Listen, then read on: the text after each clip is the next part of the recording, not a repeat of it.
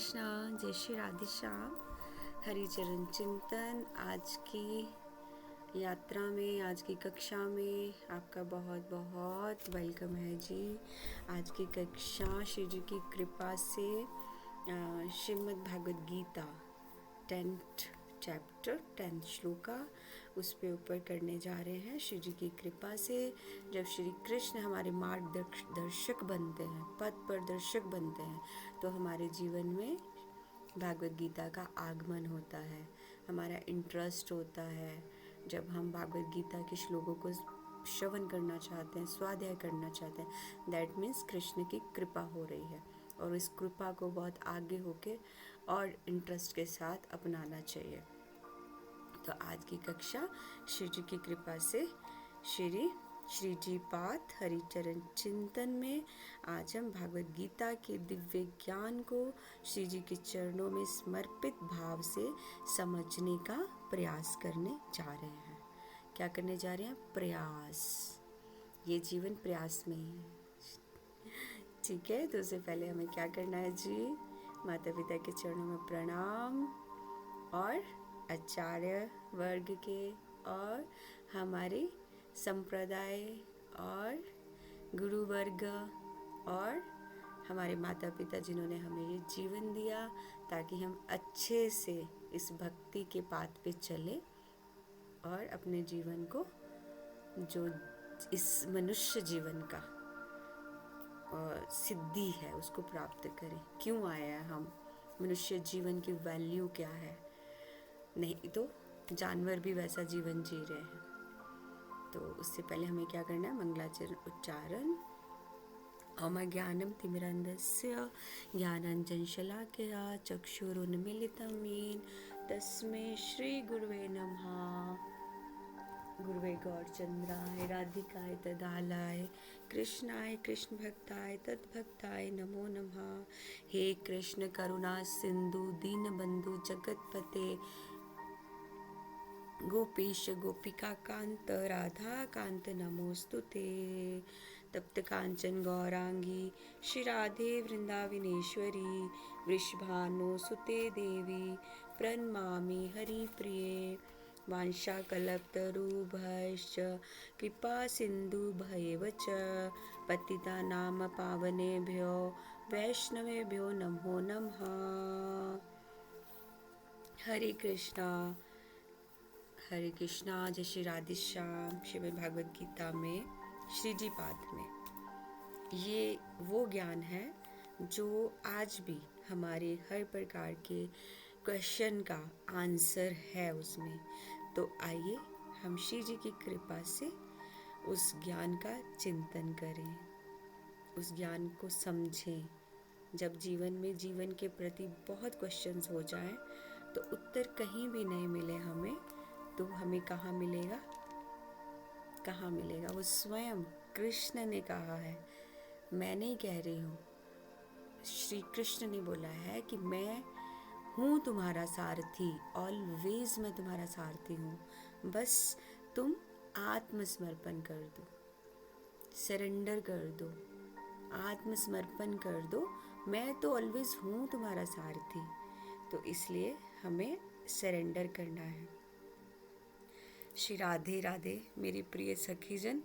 जब हम अपने प्रिया प्रियतम के ना सच्चे प्रेम के से जुड़ते हैं, मुझे ऐसा लगता है कि जब हम अपने प्रिया प्रियतम के सच्चे प्रेम से जुड़ते हैं, उनको हम सब जगह फील करते हैं, फील क्या, हर समय चिंतन में हर चीज़ को उनके साथ जोड़ते हैं। यहाँ तक कि हम आसमान में कुछ अच्छा सा बादल देख रहे हैं, कुछ चाँद देख रहे हैं, उसमें भी हम सोचते हैं ये हमारे प्रिया प्रियतम हैं। ये चाँद की रोशनी में कुंज सजे हैं, श्री जी हैं, हमारे प्रिया प्रियतम है। पूरा गोपी भाव जिसमें हमें प्रिया प्रियतम की खुशी चाहिए, उसमें हम हर चीज़ को उनसे जोड़ते हैं। तो जब हमारा ये भाव होता है, तो जब हम प्रेम से जुड़ते हैं, तो भगवान भी हम पे कृपा करते हैं। वो हमें केवल आशीर्वाद ही नहीं, सिर्फ आशीर्वाद, ब्लेसिंग्स, खुश तो वो होते ही हैं भगवान। जब हम उनके प्रेम से जुड़ते हैं तो खुश तो वो होते ही हैं, लेकिन वो साथ साथ हमें उन तक पहुंचने की बुद्धि देते हैं, जिसको क्या बोला जाता है, बुद्धि योग। भागवत गीता में उसको बोला गया बुद्धि योग, जो कि अध्याय सेकंड में अर्जुन को भगवान ने बुद्धि योग के द्वारा समझाना चाहा था। उसको फिर टोटल आगे एक्सप्लेन किया गया ये 10th अध्याय में। 10th अध्याय में बुद्धि योग को एक्सप्लेन किया है। तो हम अपने प्रेमी भाव से, गोपी भाव से बुद्धि योग को जाने। क्या है बुद्धि योग? मतलब ये कोई योग नहीं है, कोई कुछ नहीं है, ये है अनन्य भक्ति। बुद्धि योग मीन्स अनन्य भक्ति। भगवान तक पहुंचने के लिए भगवान हमें बुद्धि देते हैं, अनन्य भक्ति देते हैं, कि उसका वरदान देते हैं। बुद्धि योग मीन्स अनन्य भक्ति का वरदान, जिससे हम भगवान तक पहुँचें। कैसे? वो हमें बुद्धि आती है। तो श्रीमद् भागवत गीता के 10th अध्याय 10th श्लोका में भगवान की अमृत जो वाणी है वो हमारे लिए ये है। कैसे है? इस श्लोक को पढ़ते हैं। तेषां संततम युक्तानां भजतां प्रीतिपूर्वकं ददानि बुद्धि योगम तम येन मामुपयन्ति ते। जो भक्त सदा प्रेम पूर्वक मेरा भजन करता है, मैं उन्हें वह बुद्धि योग देता हूँ जिससे वो मुझे प्राप्त कर सके। क्या हुआ फिर? बुद्धि योग मीन्स भगवान ने बोला मैं उन्हें बुद्धि योग मतलब अनन्य भक्ति का वरदान देता हूँ, ताकि वो भक्ति प्रेम पूर्वक करते करते मुझ तक पहुँच सके। तो श्री कृष्ण ये कह रहे हैं, भक्त जो अपने भक्त को प्रेम पूर्वक और क्या देते हैं, बुद्धि योग का आगे एक्सप्लेन किया।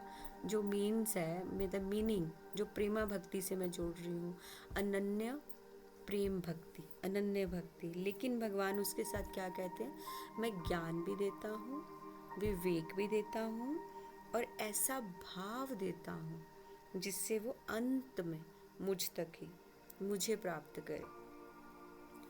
जैसे क्या, हमारे पास बहुत भक्तों के हमारे पास चरित्र हैं जिसमें भगवान ने उनको बुद्धि योग के थ्रू, और भगवान स्वयं आए हैं उनकी रक्षा के लिए। कौन है? नरसिंह मेहता जी का मैं चरित्र आपको बताती हूँ। उनके पास कोई भी शास्त्र ज्ञान नहीं था।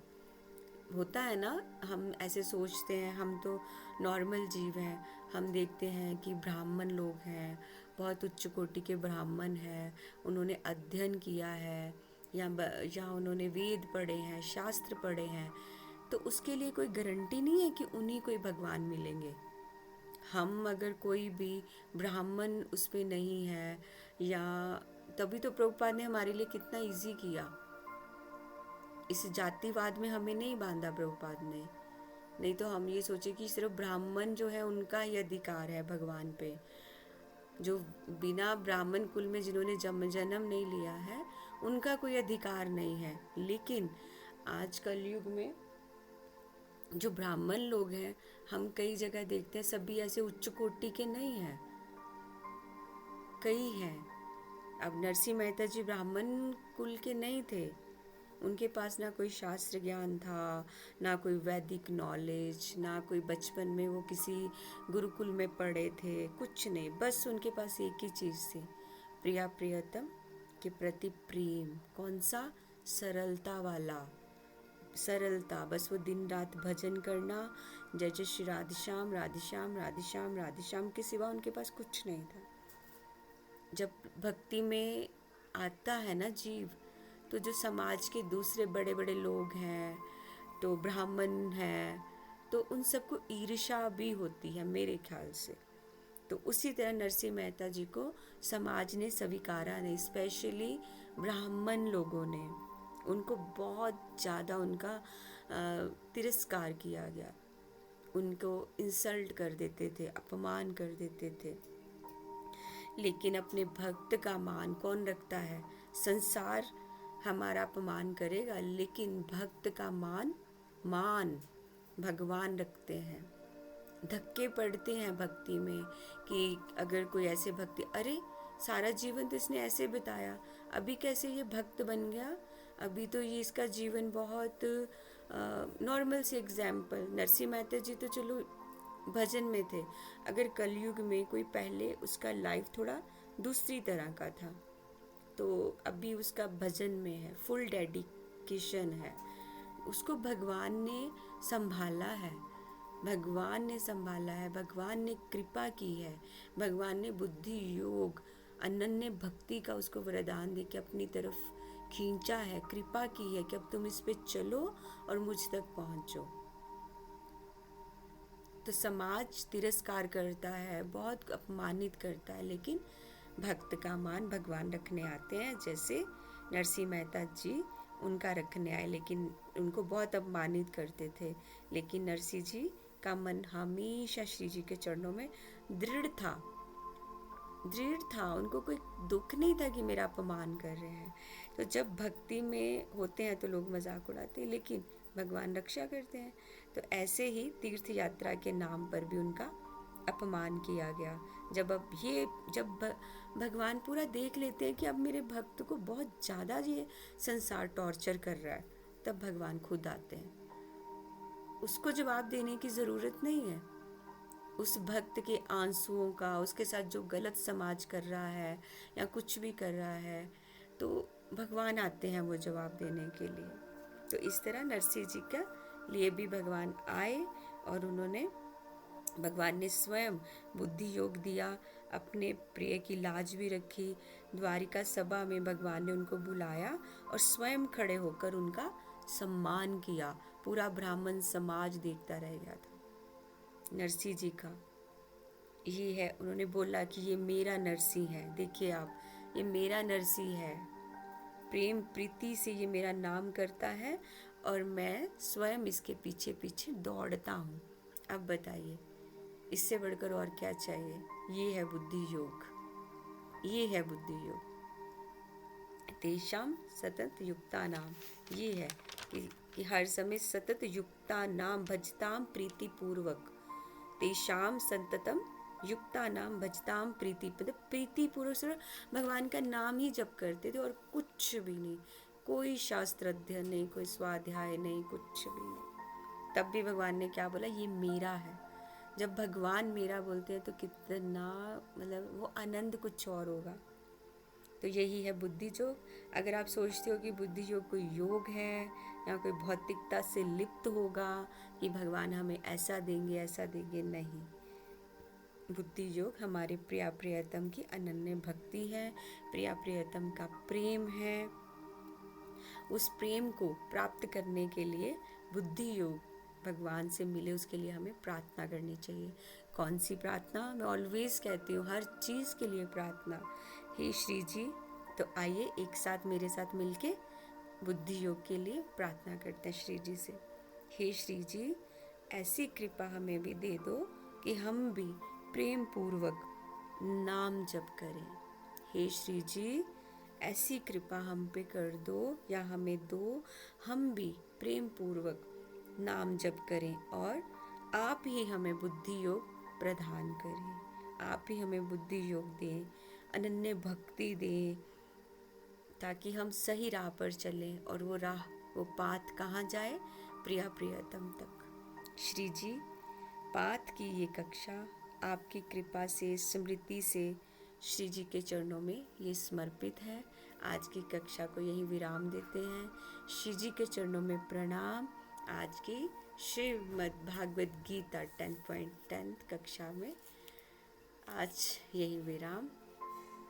कल फिर मिलते हैं श्री जी की कृपा से। आप सब भक्तों को मेरी तरफ से प्रणाम। कुछ अपराध बने तो मुझे क्षमा कीजिएगा। जय जय श्री राधे श्याम।